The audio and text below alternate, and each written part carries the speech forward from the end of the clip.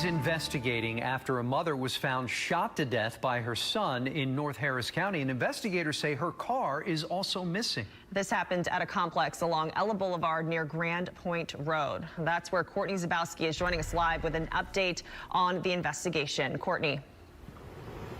Sophia and Andy, behind that red door, a 16-year-old found his mother shot to death. Now Harris County deputies are looking for the person who pulled the trigger. Yellow tape surrounds the place a 16-year-old and his mother called home, a place where overnight investigators say someone forced their way in and shot a 43-year-old woman to death. That's pretty dangerous, but I'm just glad the kid didn't get hurt. Investigators said they got a call around 12:30 this morning. The teenager ran to his dad's apartment, which is also in this complex, and called 911. The son is pretty distraught at this point. He is cooperative. He wants to know, what happened to his mother. After investigators say the teen heard the gunshots, they say he heard something else. As he's coming downstairs, he said he heard the garage door open and close, which is where her vehicle was located at. The vehicle is gone at this point. According to sheriff's deputies, the woman's boyfriend used to live here. They're looking for him right now. Township police make an arrest in connection to the death of a mother and her teenage daughter at an apartment complex. Yashonda Snipes and her 14-year-old daughter, DeCara Leatherberry, were found dead at the Belleville Point Apartments this weekend. Sean Lay's been talking with the family, also with police sources. Sean, what do we know so far about this suspect? We know that he's 47 years old, Devin and Kimberly. We know that he is on parole and was also wearing a GPS tether at the time of the apparent murder and at the time he was picked up by police. Family members are telling us that he also very much wanted to keep his relationship with the mother in this case a secret. My daughter called me. What did she say? She told me that my nieces was gone. The uncle of 45-year-old Yashonda Snipes tells us he and his entire family are still trying to process what happened to Snipes and her daughter, DeCara, who was just 14 years old. Both found stabbed to death in their Belleville Point apartment. DeCara just starting her life when her life and her mother's life was taken from them. She just liked to play basketball. She was innocent in all this. Today, Van Buren police said they arrested a 47-year-old man for murdering mom and daughter. He was a parolee on a GPS tether. Investigators tracked him to Pontiac, where he was arrested. The family doesn't know a thing about him. Family members say the suspect made sure Yashonda didn't tell her family that they were together. The family says Yashonda did not know he was on parole. They do know that Yashonda broke up with him, and he allegedly got into their apartment armed with a knife. And the uncle says the ex-boyfriend acted as cruelly as possible and went for young DeCara first. Evidently, he did what he did to my niece, and she had to see it, and he had to get rid of her as well. My family is hurting, and I feel like he should hurt in the most serious way. He needs to pay for what he done. Tonight, police identifying the remains of a second woman found dead behind a grocery store in Henry County. 19-year-old Kantisha McCoy had been reported missing in Locust Grove back in February. Her body, along with another young woman, found in the woods last week. Joe Ripley has more details on McCoy's disappearance. We're learning more about the women found in the woods behind a Stockbridge shopping center. Henry County police identified one of the bodies as 19-year-old Kantisha McCoy. Locust Grove police say McCoy's mother reported her daughter missing back in February. In a missing person report, Kantisha's mother described her as being bipolar and noted she had not taken her medication for a while before she disappeared. Police say Kantisha left her Locust Grove home in a gray car. Her phone was turned off, and police say her bank account showed no activity. In the months that followed, police would visit Walmart, where Kantisha worked, searching for answers. They learned from a friend Kantisha believed an ex-boyfriend was stalking her. According to the missing persons report, Dennis Lane is considered a person of interest in her disappearance. Since then, Lane has been arrested in the death of 23-year-old Mersha Victor. A life will ended too soon. Too soon for no reason. Very loving girl, fun, outgoing. Victor's mother spoke with 11 Alive soon after learning her daughter was killed and her body dumped in the woods. The 23-year-old Georgia State student was found in the same spot as McCoy back on July 8th. Lane, who's on the GBI sex offender list, Cleoncy Fisher, and Renisha Preckwinkle all face murder charges, now leaving two sets of families seeking justice and wondering why. A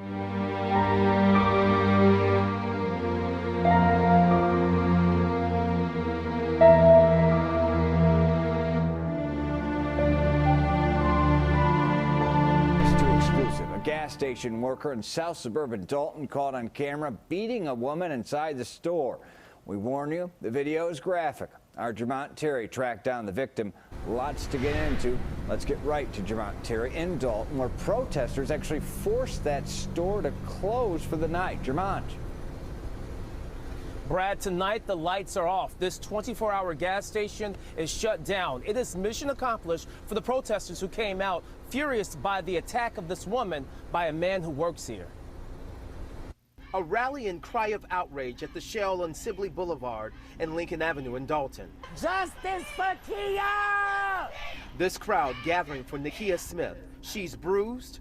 I guess he stumped her in her arm. After this assault caught on video. Open the door! Every time I close my eyes to go to sleep, that's just all I see. Smith says she tried to use the gas station's restroom and was originally denied by the man behind the counter. But there was a woman working too. And you asked that woman what? Can I use the bathroom? And she allows you to go? She let me go to the bathroom. And as you're walking towards the bathroom, I hear him come from behind the counter and go to lock the door. Fearful of what the man would do, Smith says she accidentally urinated on herself in the aisle. It's a medical condition. I can't control it all the time. Smith says when she tried to leave the store, the employee would not let her. The video you got, that was the end of the situation. That was not the beginning. She tells me the man refused to unlock the door. I'm starting to unlock the door. He pushed me. I pushed him back. So I continue to let myself out, and he started hitting me. Open the door! Oh my God! Her friends were locked outside watching in horror. It turns out the person recording is a stranger. She doesn't know her. Yet Smith's mother is grateful the stranger captured what she did. Those were blows. He attacked her. The front door is boarded up where friends eventually broke the glass to get Smith out safely. They are rallying after learning people have complained about this employee before. When you get complaints, check into those complaints. New tonight, neighbors in a Lancaster County neighborhood are in shock after the sheriff's office says a 14-year-old teen shot and killed a 44-year-old woman inside a home. Yeah, neighbors say they want more answers, but police tonight won't comment further on the crime. Fox 46's Will Lewis has more from Lancaster County. A spokesperson for the Lancaster County Sheriff's Department says the victim and alleged suspect knew each other. As for the motive, the department is not commenting at this time. The call for help came in at 6:41 on Monday evening. The caller said shots had been fired. Randolph Barnes says he didn't hear the shots, but when he went into his backyard, all I see was the house that this took place at. It was taped off. The house next door to it, there was a car in the backyard. They had it taped off. investigators searched 2701 Quiet Acres Road. Inside, they found the victim, 44-year-old Veronica McElwain. Police say she died from apparent gunshot wounds. Police searched the property and then went into a convenience store where they found a 9mm handgun in a bathroom trash can. Police believe the suspect was a teen, age 14. The teen wasn't at the home when police first arrived, but investigators say he arrived at the home later that night. Like I say, shocking, man. The deadly shooting inside of a Riverside County movie theater. It's under investigation tonight. 2 teenagers shot, 1 is dead, and little is known tonight about how it happened. CBS 2's Michelle Gili is live in Corona with the very latest tonight. Michelle? This is such a disturbing and mysterious story. A teenage girl is dead and another teen is clinging to life this evening after having been shot in the theater behind me here during the showing of a horror film. An employee tells me that there are cameras all over this theater complex, and she's hoping that they will provide clues to police to catch the killer. During the actual movie time, no one apparently heard the gunshot. Employee Kaylin Dillon wasn't working Monday night when 2 teenagers were shot inside of the Edwards Stadium 18 theaters in Corona. She's heartbroken and hopes police can find the person responsible. I know that we do have security bag checks that we do on a daily, and unfortunately I'm not sure if it just was missed. I'm not sure if it was in a holster on their belt.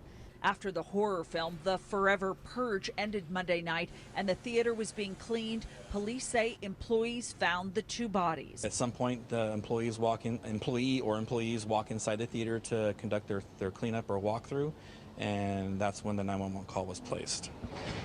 And the person was saying what? That there was an unknown problem, somebody was bleeding, and there wasn't very specific information given.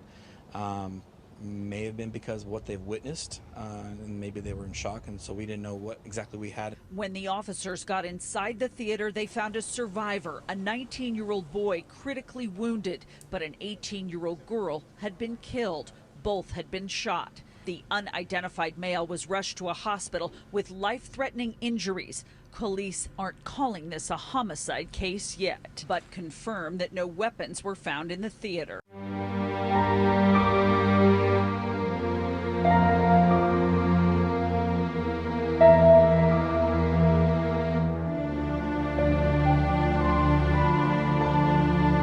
Fort Worth police say neighbors and witnesses to a shooting at a party chased down the gunman and killed him with landscaping stones. Good evening, I'm Heather Hayes. And I'm Steve Eager. It's 9 o'clock. Several people were wounded, and police say the gunman killed 2 people before he was killed with those paver stones. The shooting murders were the second act of violence in that same neighborhood on the same day. Police also investigating another shooting from a Sunday afternoon. And this is the same neighborhood rocked by violence after a July 4th celebration. Fox 4's Macy Jenkins live with the latest. Macy.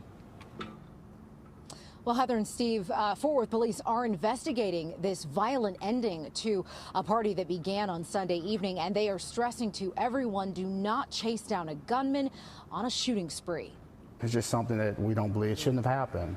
A backyard party in the Como neighborhood of Fort Worth early Monday morning ended with 3 in the hospital and 2 dead.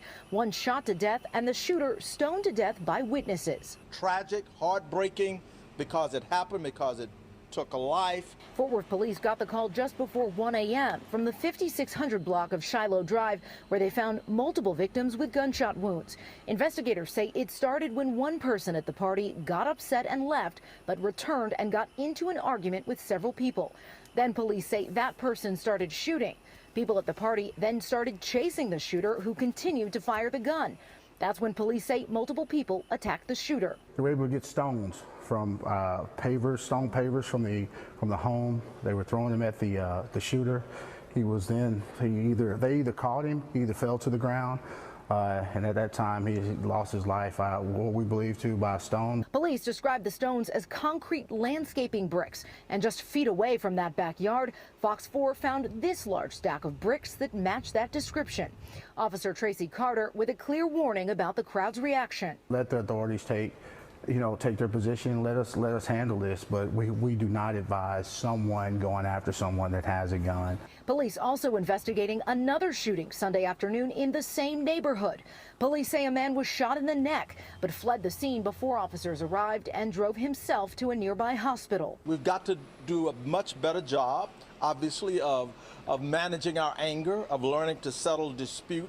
Community activist Estris Tucker says he worries that new Como residents don't take the same pride in or show the same concern about the neighborhood as the long-timers seem to do. We try to find ways to redeem the narrative and say this is not who we are, this is not what we're about, and continue to lift our standards and our expectations for our neighbors.